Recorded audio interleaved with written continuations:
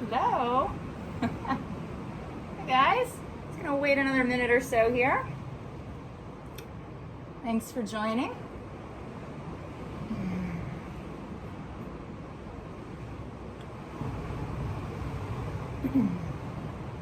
Hello. Hey guys. Hey Martin. Hey. Hello. Hello. In lovely Bermuda here. Ah, thank you very much. Glad the tips for the hips helped. Make it all rhyming. Just wait one more moment here. I know Instagram has like a hard cutoff at 60 minutes in Instagram Live. I could probably talk for 2 hours, so let's make sure that I have enough time. Hello. Hopefully Wi-Fi works out here, outdoors. My neighbor just decided to mow their lawn back there, but I think they stopped now. I was like, great, mow your lawn in the middle of the day here. It's hot. Okay. All right. So yeah, let's go ahead and start. So squat mobility workshop. So I just want to tell you up front that I don't personally believe that there is a perfect squat. So there's not a perfect position for you to do a squat in. Again, I would argue that variability is important. So if you're always stressing the same tissue and squatting in the same exact position every time, that you should add some variability to that, because you're only going to get strong in that one position. So, and instead of looking at, well, let's get better, let's improve squats by doing more squats, because a squat is in some ways just like a made up movement pattern. You know, there's some hip flexion, you're supposed to press your knees out, there's knee flexion, there's some ankle dorsiflexion, but a squat is kind of a made up movement pattern. So instead of, looking at doing more squats to get better at squats, we're going to pick apart what are the joint positions in a deep squat.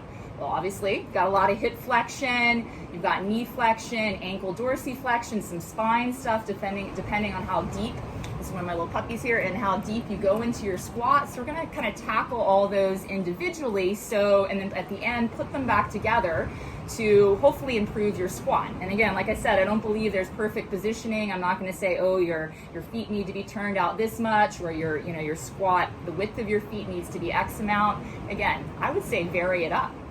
All right, so we're going to start, we're going to work our way from the hips down to the ankles. So let's start with hips first.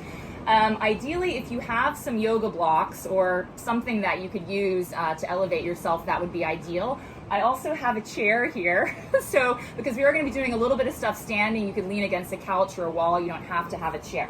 All right, I'm going to grab these blocks over here. So we're going to start with some hip cars, some hip controlled articular rotations. We're going to do them from a sideline position today. There's many positions you can do them from. I want you to lie down on your left side. I'm using one of my yoga blocks as a pillow. You could use an actual pillow if you wanted to. And the other block, I'm just going to kind of have it out of the way. Okay, because we're going to use that in a minute. So stack your right hip over your left hip, right shoulder over your left shoulder. Interlace your hands out in front. I want you to create a bit of tension here in the arms and in your body. Okay, we're going to lift that right leg up a bit. So keeping that knee bent at about 90 degrees, I want you to pull into hip flexion here. So again, a squat has a good degree of hip flexion here. So see how actively far you can pull the right knee towards the right arm. Don't get your spine involved, so don't round through the low back. And then from here, we're going to come into hip abduction, kind of like a frog position here. Make sure in this position that you're not shifting back and leaning back. Try to keep the hips stacked. From here, we're going to internally rotate that right hip. So you're going to turn the thigh in. The right foot will move behind you. And then squeeze that right glute to control your leg as you take it back and down. Okay, so that's our circle here for our hip cars. We're going to go again. So pull forward, come into hip flexion. Keep some tension throughout the body just so the rest of your body stays still. We want to focus just on moving this right hip. From hip abduction, internally rotate. Gotta control your own leg as you lower it back and down. Let's go 2 more times. Pull into hip flexion. Open up into hip abduction, abduction. From there, internally rotate. And this can be a tricky position here. Try not to let your pelvis do the movement. And think about turning the femur bone here in the hip socket as you go back and down. Don't worry if that's confusing, especially the first time. Internal rotation is a little bit hard to get. Let's go one more time. Hip flexion, open up into hip abduction, get those knees as far apart as you can without falling back. internally rotate, and slowly lower back and down.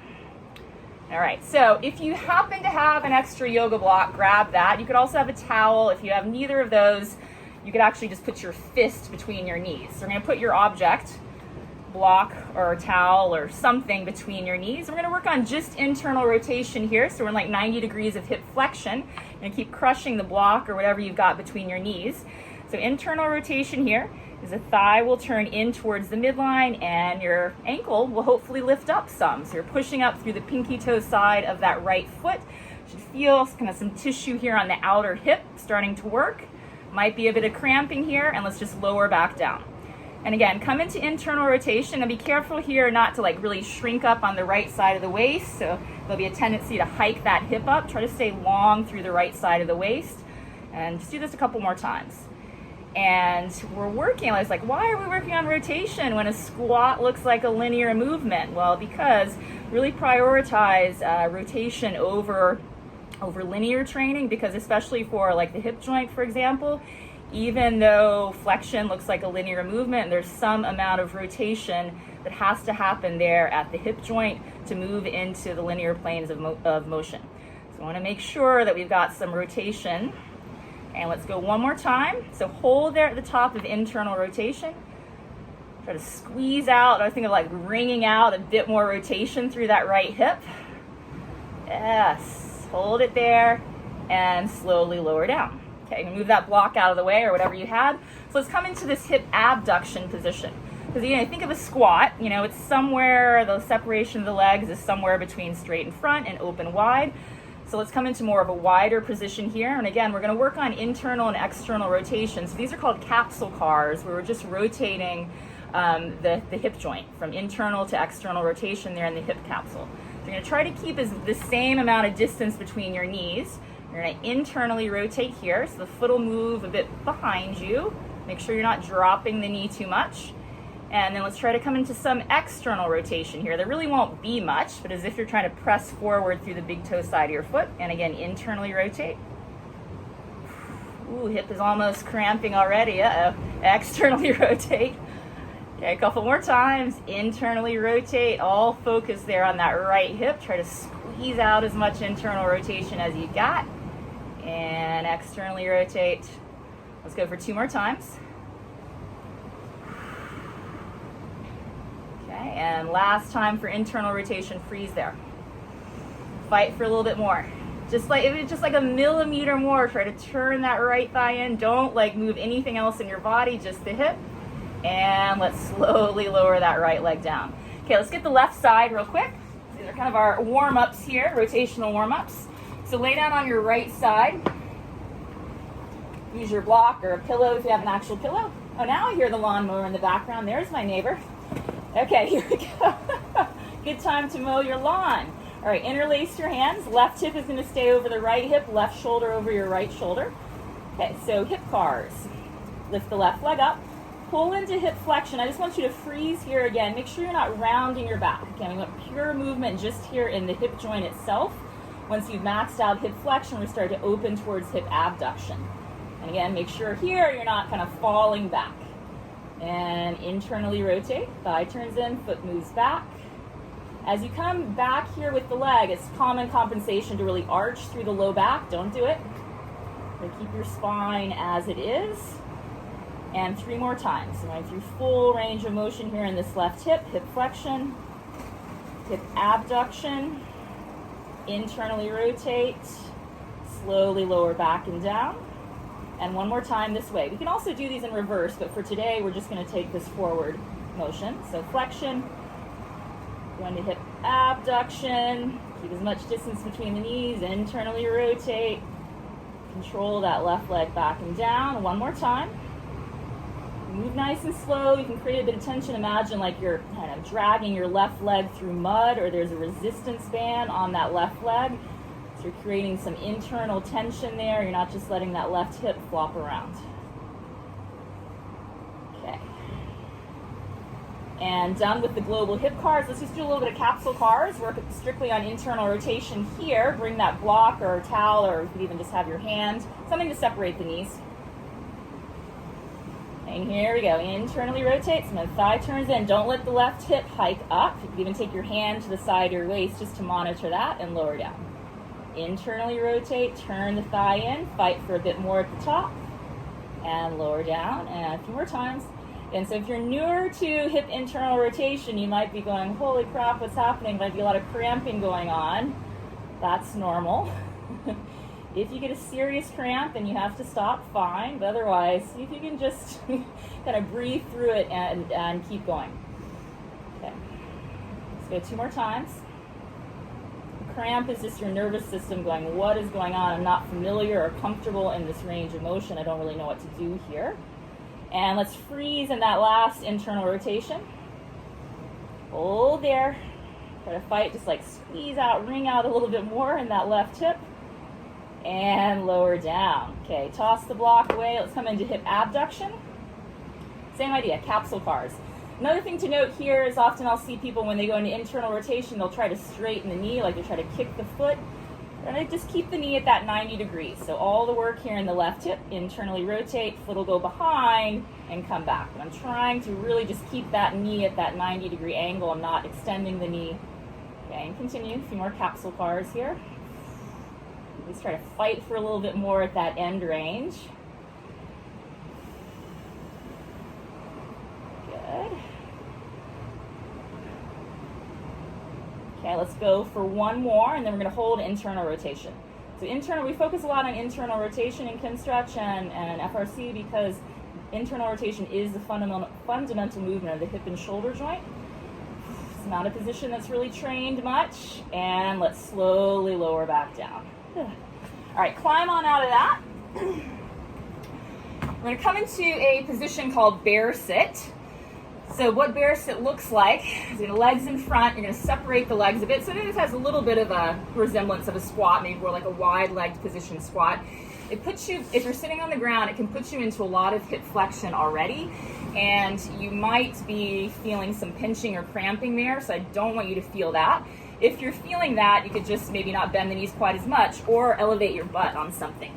So I'm actually going to sit on a couple blocks here. You could have a cushion. So that's going to just decrease the angle there at the front of the hips. Okay, so got the legs wide. Let's take the hands behind. Make sure you're not too tall on your blocks so you can actually reach the ground behind you. All right, and from here, we're going to do some rotations here in the right hip. So I'm going to pivot on my right heel. You could also plantar flex the ankle if you want and have the foot flat and then come onto the big toe side of the foot and play around a little bit with the ankle position. But this is very much like the capsule cars that we were doing from the sideline position, but this time the foot is fixed on the ground. Okay, so we're going to push back out, externally rotate, come back into internal rotation. There goes my dog again across the video screen, or you guys might not be able to see it on Instagram. And externally rotate back out. Okay, and one more time, internally rotate. I want you to stay here in internal rotation in this right hip. So right sitting bone needs to sit down, because the moment that you start to lift the right glute up, you're getting your pelvis and some rotation elsewhere than the hip involved.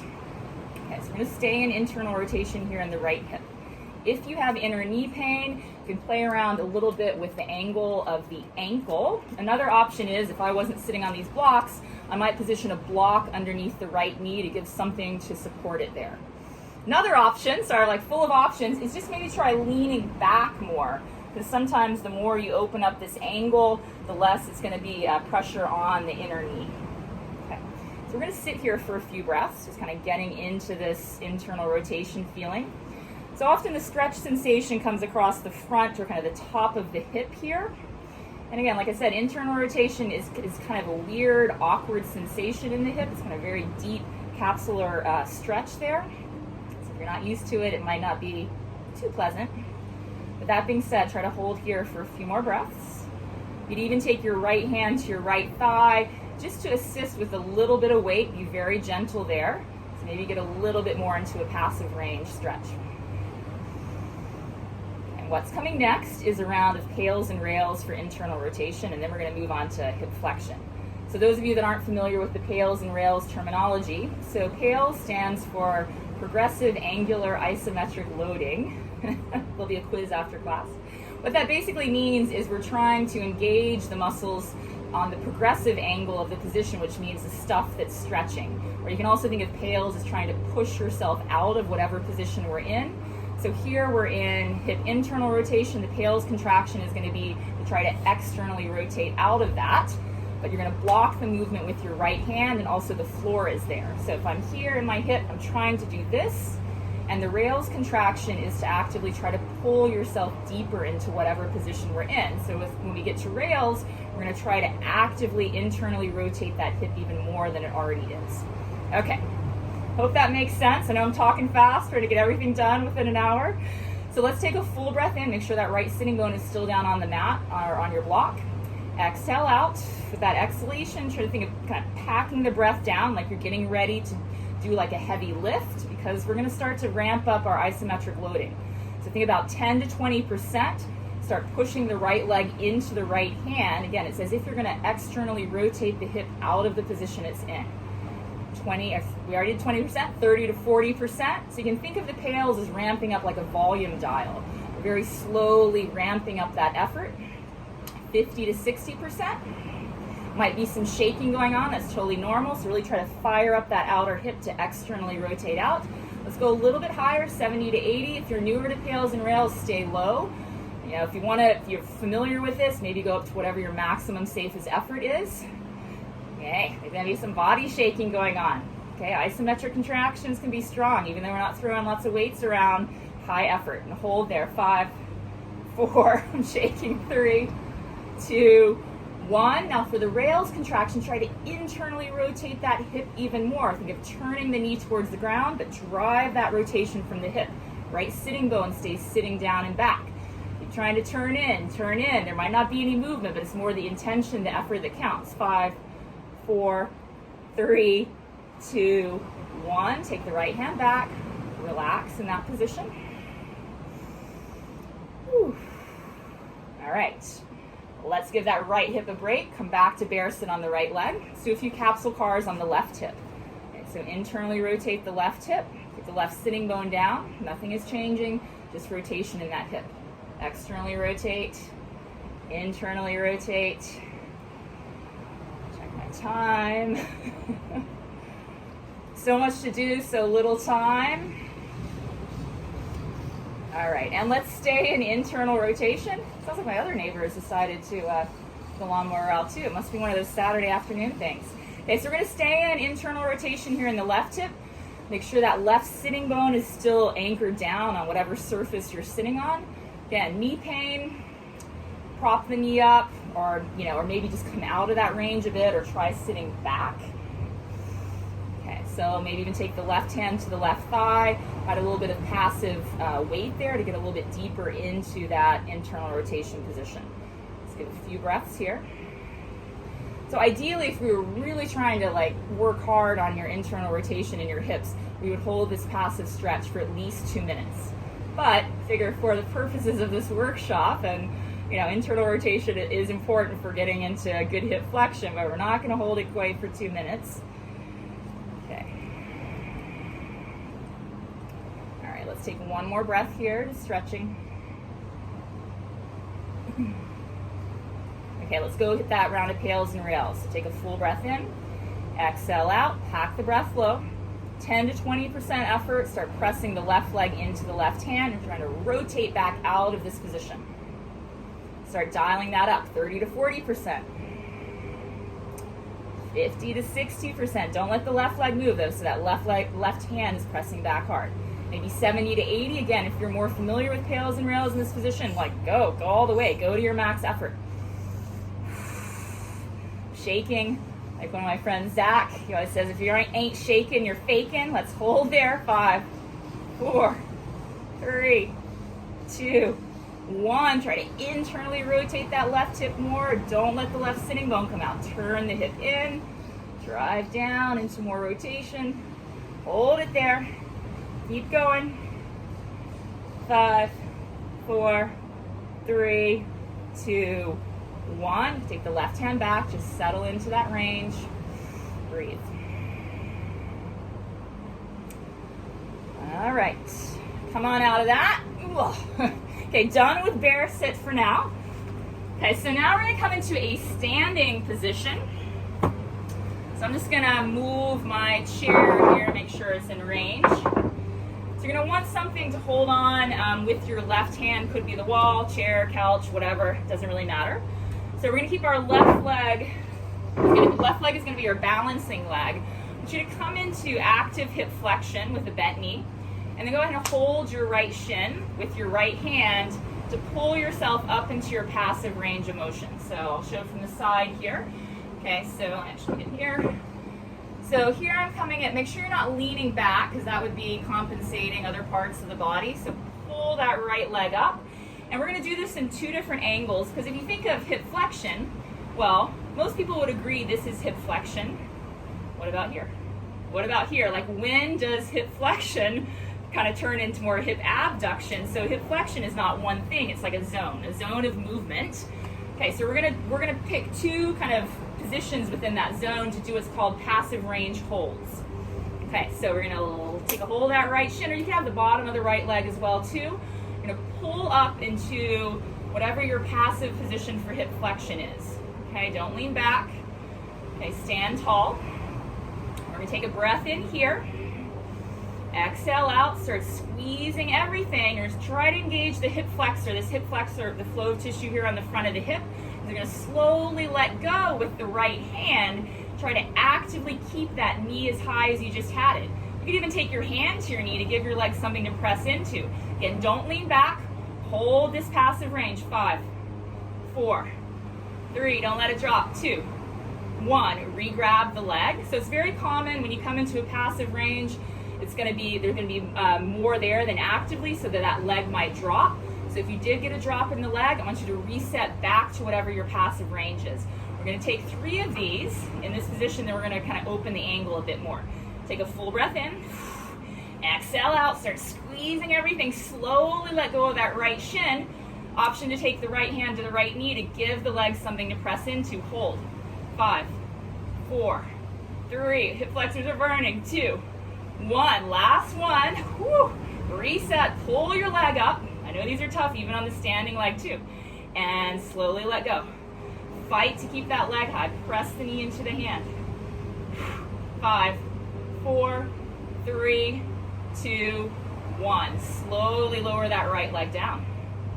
Ooh, and you might think, why the heck are we doing this? Because again, if a squat is largely like a passive range of motion, using gravity or weight to pull you down. If you don't own this amount of hip flexion, but yet you're asking your body to come that deep into a squat, well, that can be a problem. So this is where working to these active ranges, it's freaking hard. Okay, let's do a couple. Take the right leg up. We're gonna take it more to the side, so a little bit more towards hip abduction. Doesn't matter exact angle. And again, let's dorsiflex the ankle here too. I didn't point that out on the other one, just to, that kind of mimics the squat position a bit more. Slowly let go. Hold. Ooh, it's a little harder for me, wide to the side. 5, 4, 3, 2, 1. Re-grab. Pull that right leg back up to the side. 2 more. Slowly let go. Don't lean to the side. Keep that right leg up. Give it all you've got. Ooh, hip flexors are working. 5, 4, 3, 2, 1. Last one, at least for this leg. Take the leg to the side. Slowly let go. Hold that right leg up. Might be screaming, mine is. 5, 4, 3, 2, 1. Slowly lower that right leg down. Woo. Then you can shake it out a little bit. Okay, let's switch legs. I'm just move my chair around. Okay, at least the left hip knows what's coming. And right leg is going to be your balancing leg. So actively come up into hip flexion, take hold of the shin, or you could also be holding at the hamstrings if the leg is lower. That's fine as well too. But what I don't want you to do is come into a position and then you have to compensate by shifting the body. Okay? Hold that shin. Let's go more directly in front of the body for hip flexion on this first round. Guys, take a breath in, start squeezing, slowly let go of that left shin. Hold that left leg up, maybe even press the left knee into the hand. 5, 4, 3, 2, 1. Re-grab the shin, reset. Back up, stand tall. Take a breath in, exhale out. Let go. Oh, 5, 4, 3, 2, 1. And one more time in this position. Okay, reset. Slowly, slowly let go. Maybe press the knee into the hand. 5, 4, 3, 2, 1. Slowly come out of that. So I'm also doing like an eccentric or a negative, coming down out of that. Okay, shake it out. All right, so let's go slightly different angle here. Again, because hip flexion, we talk about it, it's like a zone of movement. It's not one specific spot. So bring that left leg up. Take the leg a little bit out to the side. Okay, once you're in that end range, slowly let go. Fight to keep the leg up. 5, 4, 3, 2, 1. Regrab. Pause. Reset. And slowly let go. Keep that leg up. Don't let it drop. 5, 4, 3, 2, 1. Last time. You guys are going to get sick of me counting down from 5. All right, so let's take the leg out. Again, last one here. Stand tall. Let the left leg go. Squeeze the front of the hip. Keep that leg up. Keep active hip flexion. 5, 4, 3, 2, 1. Slowly, slowly, slowly lower down. All right, prance it out for a moment. I did have one more thing on the list from a standing position. I think we've got time. I just want to show it to you guys really quick. Maybe something that if you watch this video, it'll be on my Facebook page we can go back to. So what I wanted to get next were some what are called passive range liftoffs, because passive range holds they're more of an isometric. It might turn into an eccentric as you kind of fail out of the position. Passive range liftoffs are more of a concentric effort where you're working to kind of right at that end range of motion and to get a lift off from the position. So if you were to set these up for hip flexion, you'd want to come to a position where you're standing and your foot is on some sort of object. So I'm here in hip flexion, and then a lift off from here simply would be without leaning back. I'm just going to try to lift off. Okay? Good. So I'm actively coming into deeper hip flexion. Okay, kind of the whole lift off thing hopefully makes sense.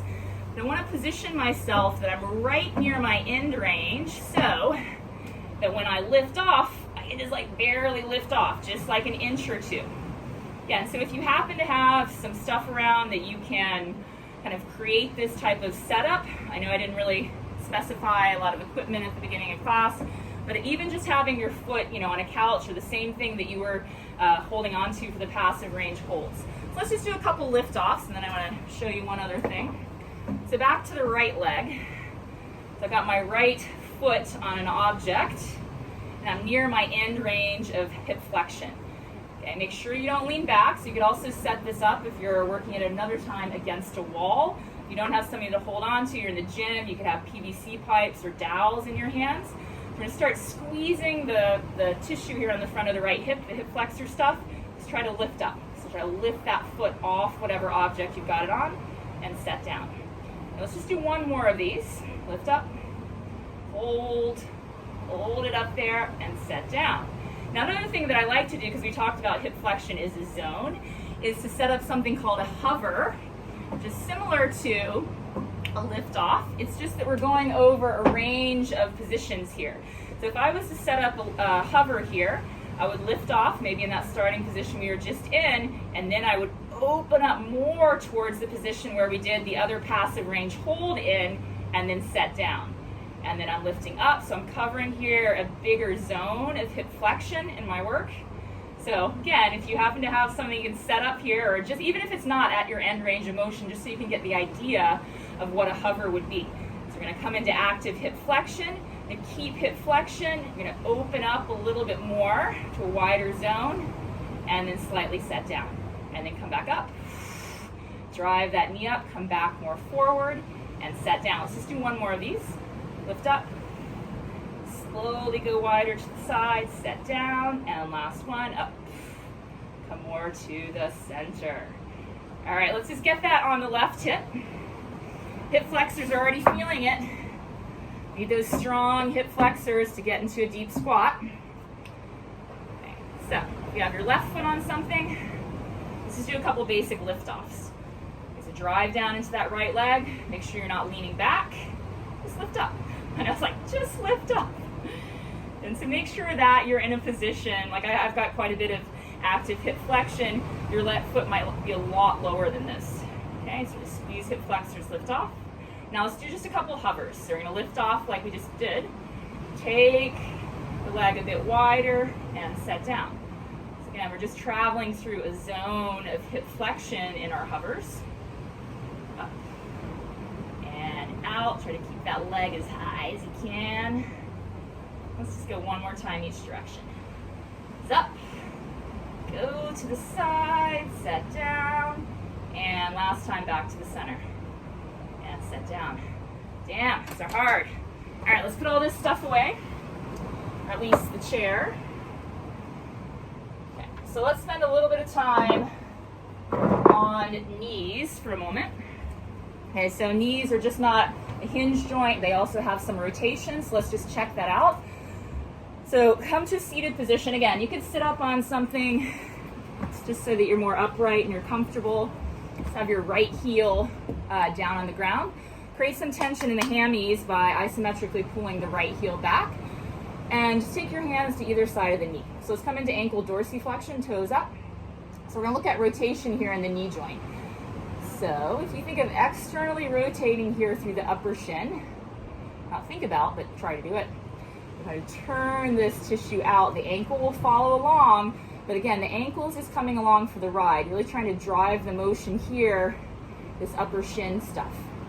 And then there should be a little bit of internal rotation. Turn in. And so we're pivoting back and forth on the heel. Again, if you've never tried to rotate your knee, when I first heard about it, I was like, what? Knees are supposed to rotate? They are. Okay. Go back and forth a couple times. If this is not making sense, I do have one of my Instagram posts from a little while back. I did something on knee rotation, so you could look at that. Okay, let's go one more time.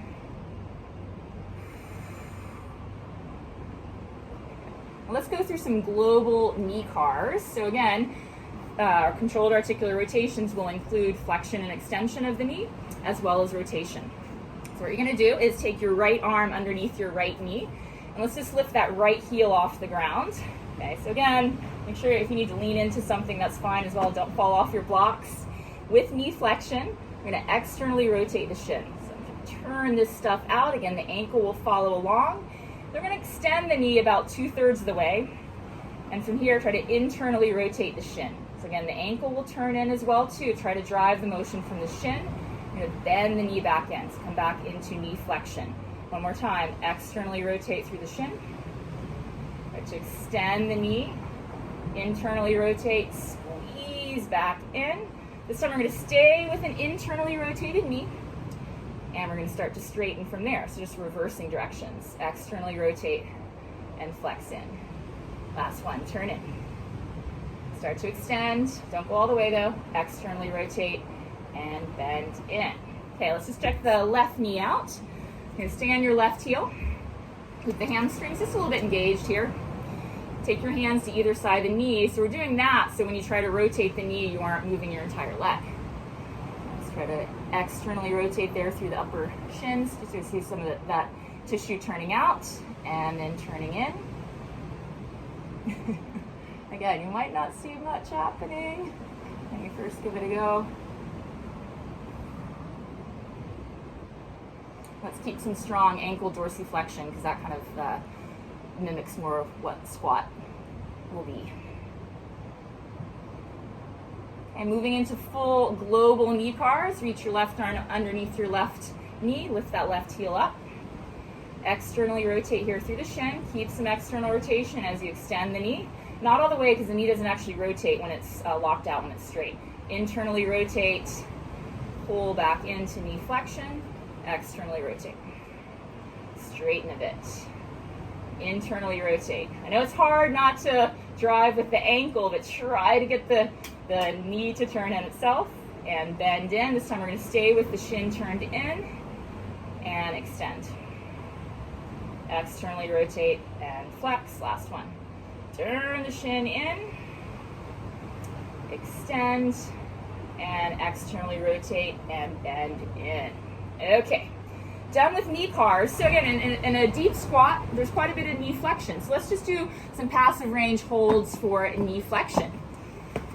Okay, we're gonna come back up to a standing position. Sorry, I shouldn't have told you to put your chair away if you got one. We're gonna take a standard like thigh stretch. So from a standing position, let's just see how much active knee flexion that you own.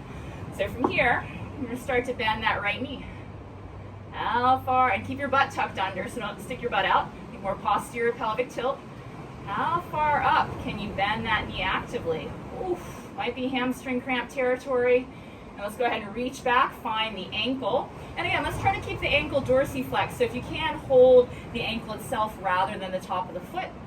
See if you can pull in. Obviously, there's probably going to be more passive range here of knee flexion than you can actively create. Okay, so let's just stretch, through the tissue on the front of the thigh for a moment. Keep your butt tucked under.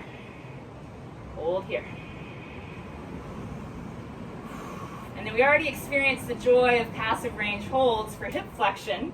Now we're going to do them for knee flexion. So passive range hold, just like it sounds. You bring yourself into a passive range of motion, then you remove the passive support, which is our right hand in this case, and you try to hold that same position. All right, so let's take a breath in, exhale out. Keep your butt tucked under. Slowly let go of that right ankle. Ooh, hamstrings working hard. Try not to let the right ankle drop. Hold, 2, 1. Re-grab the ankle. Just doing 3 of these. If you had a hamstring cramp, try to shake it off. If you need to straighten the knee, go ahead. Come back to your passive range. Keep the ankle flexed, dorsiflex. Slowly let go. Hamstrings burning. And re-grab, 1 more. Again, if you expect to go into a deep squat and your knees don't like to bend that much, well, that's probably not a good idea. Keep the butt tucked under, slowly let go. Hold active knee flexion. 3, 2, we're going to slowly extend the knee. So control that knee extension all the way down and step the right foot down. Okay, let's go to the left. So first, let's just check active knee flexion. It's like, mine is like way less than passive.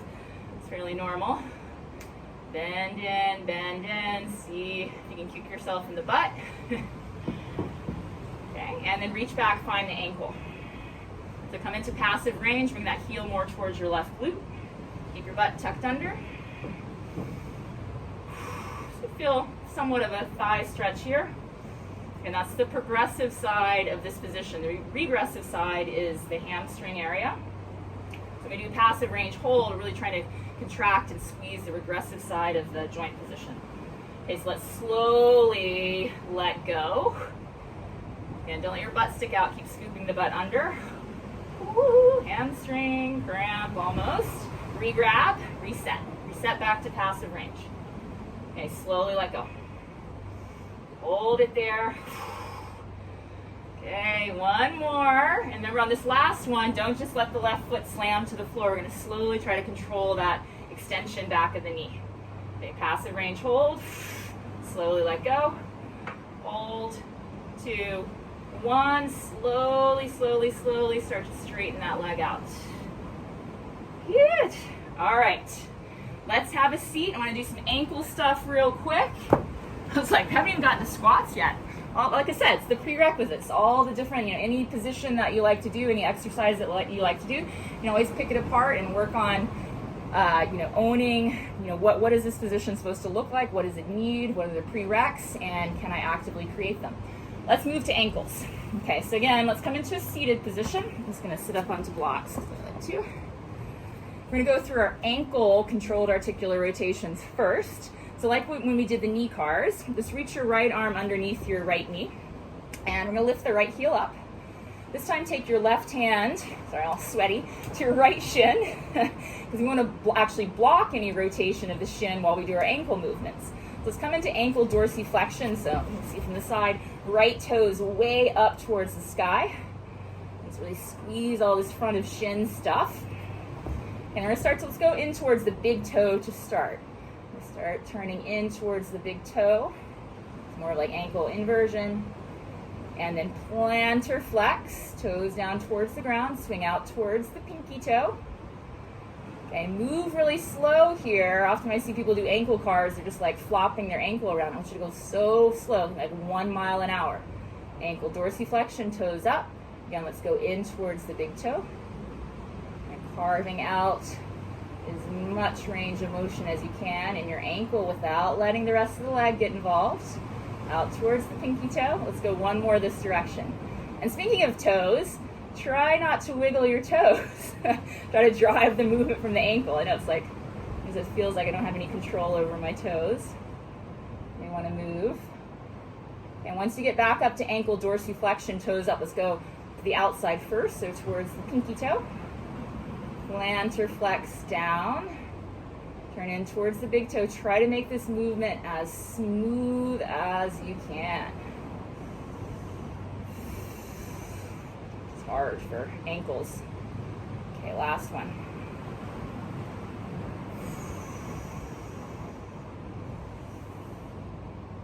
Okay, good. And let's just switch to the left ankle. Okay, so bring your left arm underneath the left knee, lift that left foot up. Come into active ankle dorsiflexion. Try to squeeze the shin and the top of the foot in towards each other. Again, this is what the squat position is for the ankle. And we're going to go into, take your right hand as well to your left shin, so you're trying to monitor any rotation that wants to happen there. You're trying to block that. Okay, come in towards the big toe. Plantar flex down. Swing out towards the little toe. Pull into ankle dorsiflexion. And again, continue that direction. Go super slow. Make the circles as smooth as you can and as big as you can. Whew, my toes really want to move on this one. Okay, good. Okay, last time this direction.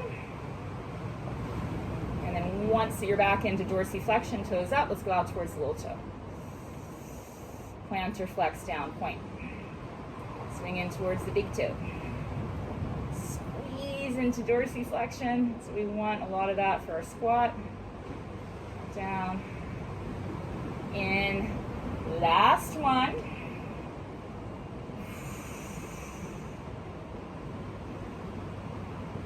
Okay, good. All right, so for squats, there's a lot of ankle dorsiflexion that's required, so we're going to spend a little bit of time working on that. I'm going to show you a couple different positions.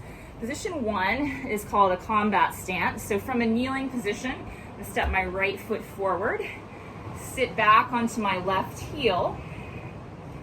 Okay, and then with my right foot, again, like we do with the hips, we're going to take the ankle in a kind of a couple different angles because, again, I don't know, how far should you have your ankle turned out in a squat? Well, it depends. It's good to mix it around. And then from here, you would lean forward, keep the right heel down. I'm going to lean my weight onto the right foot, pulling the right knee over my toes. Okay, so I should feel a stretch kind of in the Achilles tendon area.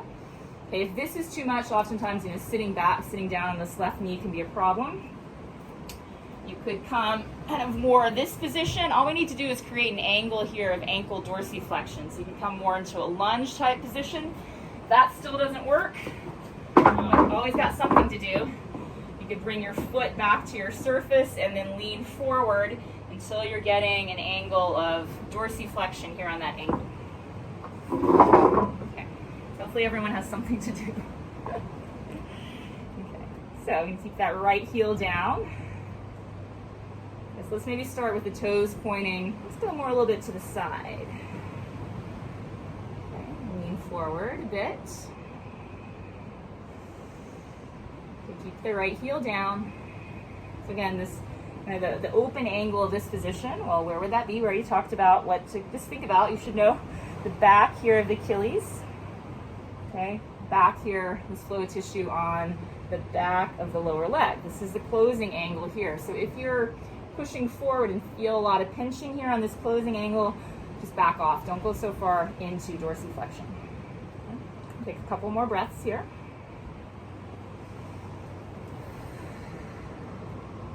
So we're going to take a round of pails and rails here. Okay, so the pails contraction is going to be to try to push out of this. So if we're in ankle dorsiflexion, if you want to plantar flex the ankle through the ground.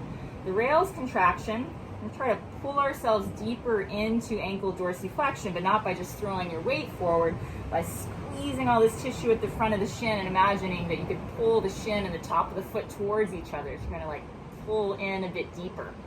Okay, so let's do the pails first. Take a full breath in, exhale out, pack the breath down.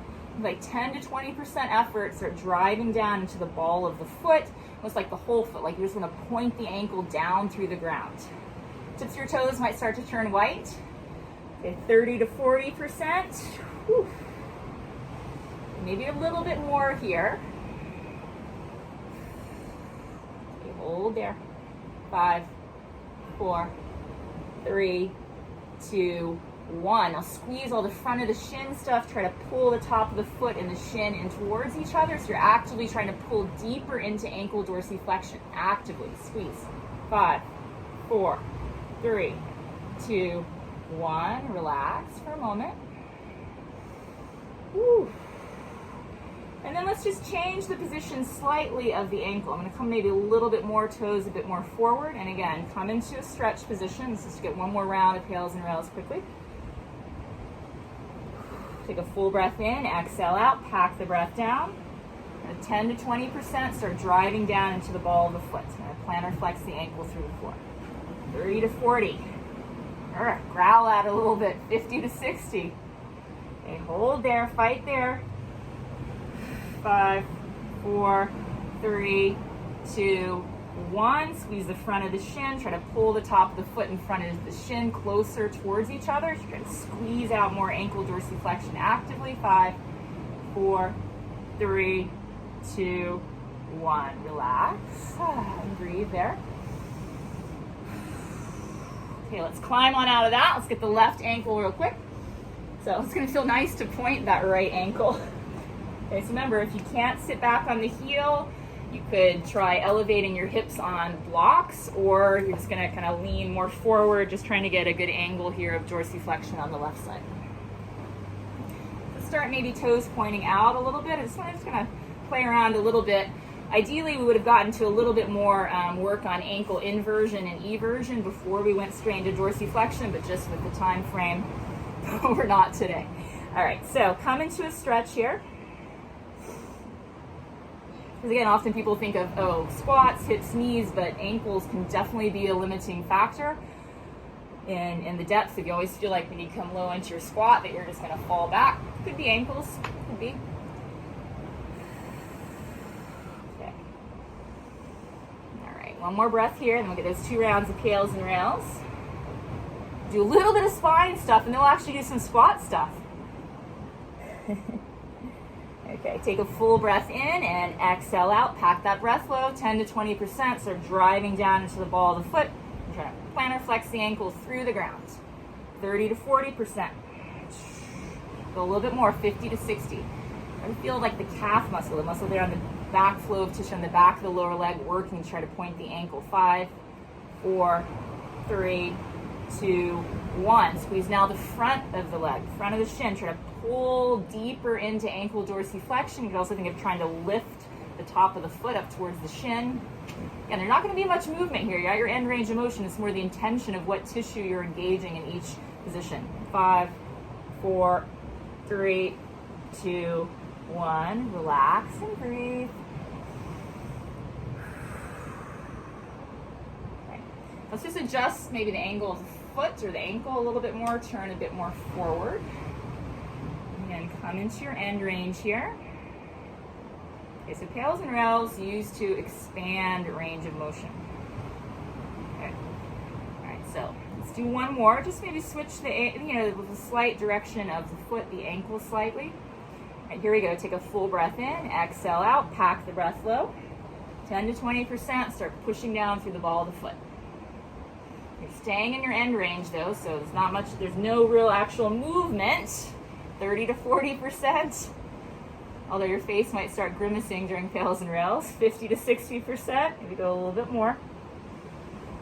5, 4, 3, 2, 1. Switch to the rails contraction. Try to pull the front of the shin, the top of the foot in towards each other.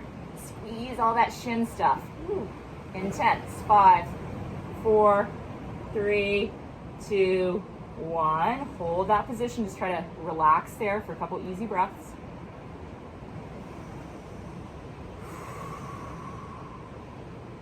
Okay, let's come on out of that, and maybe sit back, or at least point that left ankle for a moment. I'm going to do a couple of really quick spine drills because, again, if you think of the low, however low you go into your squat, I don't know if you're trying to maintain neutral spine or, whatever your cues are that you're trying to do in your squat, but what if you get out of neutral spine? What are you going to do if your spine can't move? So we're just going to do a little bit of work on lumbar flexion and extension. So you're probably familiar with normal cat-cow movements, they do in yoga, or maybe you know them from Kinstretch. We're going to focus just actually on the lumbar spine today.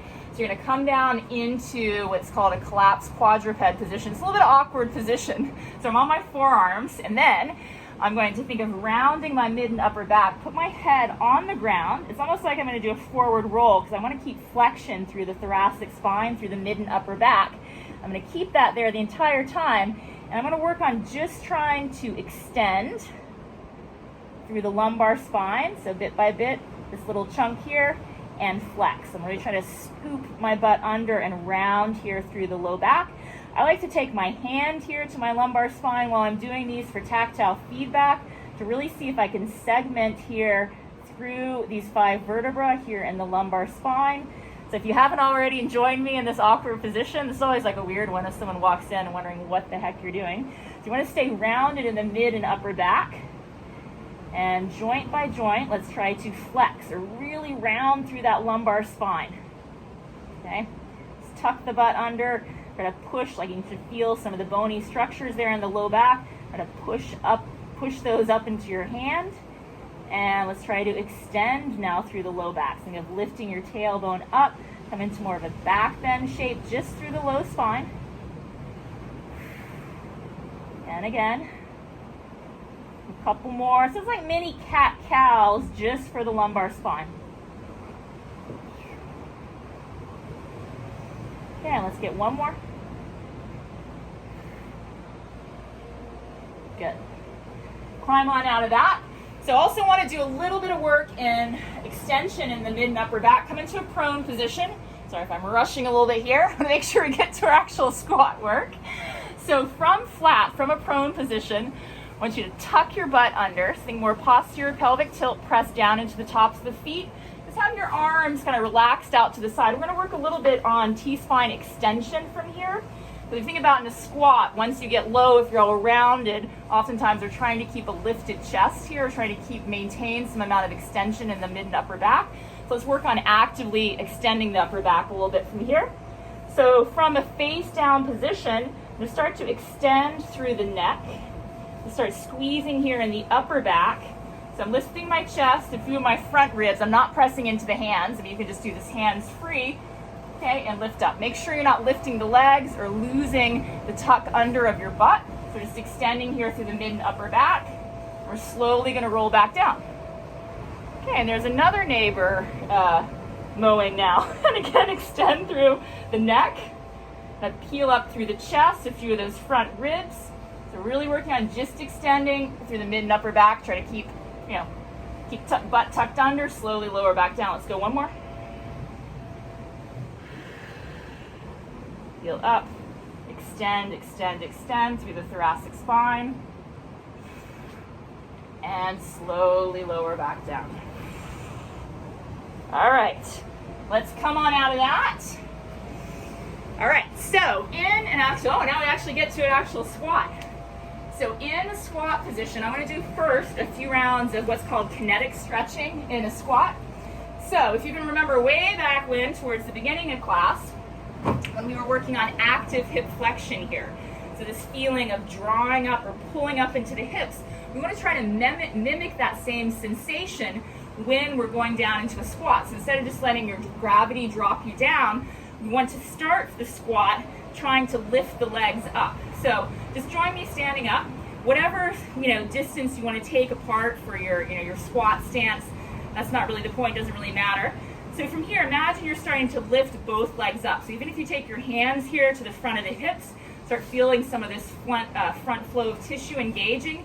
You're going to use that tissue to help pull you down into a squat. So even though my butt's lowering, I'm imagining I'm still lifting my legs. Okay, so it's called kinetic stretching, using the regressive tissue to pull us down into the bottom of the squat, Once you get into a lower depth in your squat, maybe think of hamstrings. Start trying to kick your heels back because you're coming into more knee flexion. The lower you get into the squat, keep those hip flexors going too. Pull with the front of the shin stuff because we're coming more into ankle dorsiflexion. So all of that regressive tissue that we kind of trained in some of those other positions, we're trying to use that to pull yourself to the bottom of your squat. But now we got to get back up. So now think of kind of reversing. Press down into the feet, make more glutes, press out a bit through the knees, very slowly pushing yourself back out. Whew. And it's taxing. So kinetic stretching, you can think about using the regressive tissue of the position. That's the stuff that's shortening as a way to pull you down into position. And then the progressive tissue is going to help push you back out. So it's a very slow and controlled movement into the bottom of your position. In this case, we're working on a squat. Let's do that a couple more times. I'm just going to press my hands together here. So at the top, think about hip flexors. Try to like lift your legs up. Use this engagement of the hip flexors to pull you down. Now start thinking hamstrings here as well. Kick the heels back. Start squeezing the front of your shins. Try to keep all of that active so you're actively pulling yourself into the bottom of your squat or as far as you can control. And we'll start pushing back out. Push down into the legs. Think more kind of like glutes. We could have done some hip extension work, but no time today. Slowly coming all the way back up. Okay, let's do a couple more times. Again, kinetic stretching can take a little while to get used to the idea. Okay, so create some tension, start pulling with the hip flexors. Start engaging hamstrings to come more into knee flexion. Start pulling with the front of shin stuff. Go deep down into whatever you can control. And we gotta very slowly go back up. Pushing up, up, go slow. And the top, and again, you can do this in any stance. I mean, we can even do weird, like feet turned in, but I won't go that deep. So let's maybe try a different stance. Start pulling. So kinetic stretching is a great way to just check that you can control your position before you start loading with shitloads of weight. Can I actually control myself down into the depths of whatever I want to go to, and slowly push back up. Okay? So that's kinetic stretching, which can be done for a squat. I wanted to also just quickly show you pails and rails in a squat because it's kind of fun in a sick and twisted way. So you're going to come down into your bottom. Actually, let's do it all properly. Let's use kinetic stretching. Pull yourself down into the bottom of your squat. And if you're not comfortable in a low squat, you could also do your pails and rails sitting on blocks. Okay, so at the bottom of your squat, so sometimes people will hold on to the feet. I like to press my hands together. So remember, pails contraction is going to be to push yourself up. So we're going to take a full breath in and exhale out. Pack the breath down. You're starting to imagine you're going to stand up, but you're not going to stand up because it's an isometric, right? So you're pressing down into the heels. Think of driving out through the knees. Glutes should be firing. You're all like, just like you're going to stand up, but nothing's happening. I know, it's kind of an awkward position. Face might start getting a little bit, and hold there. We're going to keep ramping up. Go to a max effort here. 5, 4, 3, 2, 1. Now the rails is going to be to try to pull even lower. So try to squeeze the hip flexors, squeeze the front of the shins. Try to sit down into your squat. So again, all that regressive tissue, you're using that to try to pull deeper. And hold and rest. Let's do one more pails and rails here. My Instagram's gonna go out. Okay, take a full breath in. Exhale out, pack the breath low. I think 10 to 20%. You're just slowly starting to build up that effort of trying to push yourself out of the squat. You're trying to stand up. Ramp that up, 30 to 40. Driving the glutes, pushing out through the knees. 50 to 60%. You're trying to stand up, but you're not. 5, 4, 3, 2, 1. Now the rails, try to squeeze the hip flexors, try to pull your knees further in, squeeze the front of the shins, get more into ankle dorsiflexion too. Just sit deeper by actively pulling yourself deeper. 5, 4, 3, 2, 1. Breathe. And just to be mean, let's slowly stand back up. It's not really mean. Take your time. So it's like the coming out of the bottom of a kinetic stretch. Push down, down, down. Whew. All right, I think I'm about to run out of time on Instagram Live. So we'll finish it up there. I'm out of breath.